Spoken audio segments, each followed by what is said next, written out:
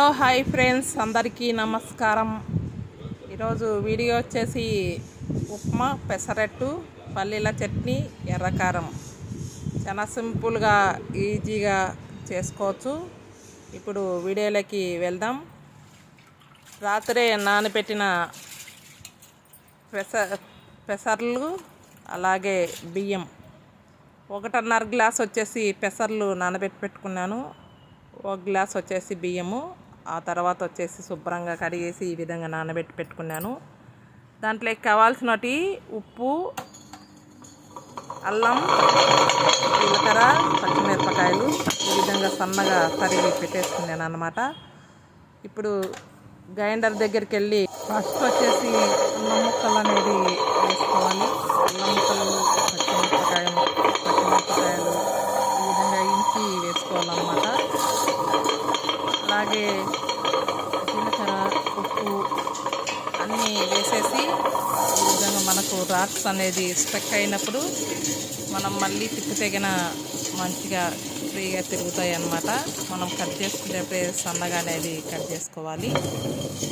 ఆ తర్వాత వచ్చేసి ఈ విధంగా చూడండి, అల్లము, పచ్చిమిరపకాయలు పచ్చగా మంచిగా ఈ విధంగా మెదిగిన తర్వాత మనం నానబెట్టిన వాటి వేసుకోవాలన్నమాట. ఆ తర్వాత వచ్చేసి ఈ విధంగా నేను గాలిచ్చి వేసుకుంటున్నాను. గాలిచ్చి వేయడం వల్ల మనకు రాళ్ళు ఉన్నా కానీ అడుగున అనేది వెళ్తాయి అన్నమాట. ఈ విధంగా గాలిచ్చి వేసి గాలిచ్చేసి ఈ విధంగా గ్రైండర్లో వేసేస్తున్నాను.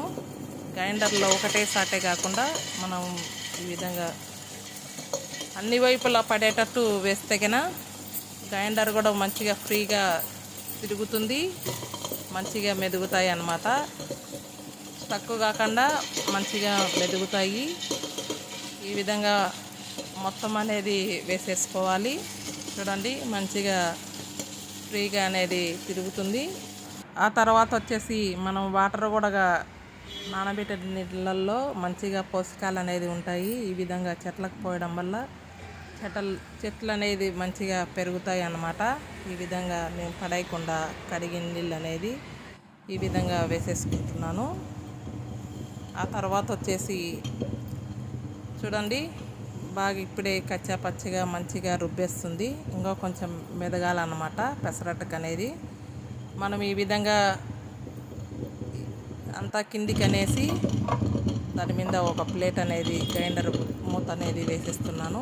ఆ తర్వాత వచ్చేసి బాగా మెత్తగా అనేది మెదిగిపోయింది చూడండి. ఒక 10 నిమిషాల తర్వాత ఈ విధంగా ఉన్నప్పుడు మనం మొత్తం అనేది తోడేసుకోవాలి. మనకు పెసరట్టుకు ఎంత కావాలనో అంత తోడేసుకున్నాను. ఆ తర్వాత వచ్చేసి కొన్ని వాటర్ వేసేసి బాగా పెసరట్టుకు అనేది అంత లూజుగా కాకుండా అంత గట్టిగా కాకుండా కలిపి ఇప్పుడు స్టవ్ దగ్గరికి అనేది వెళ్దాం.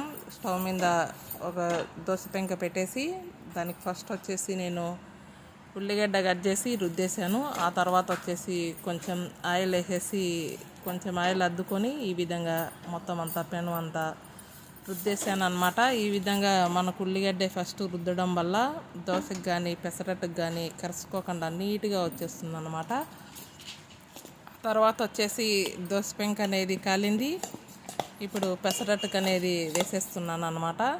ఈ విధంగా మనం ఒక గరిటెతోటి వేసేసి మనకు బాగా మంచిగా పెసరట్టు అనేది పలసగా వేసుకోవాలన్నమాట. ఈ విధంగా సిమ్లే కల్లే పెట్టి వేసుకోండి. హైలోకి పెడితే కన్నా దోశ పెంక అనేది మొత్తం అంతా కరుచుకుంటుంది.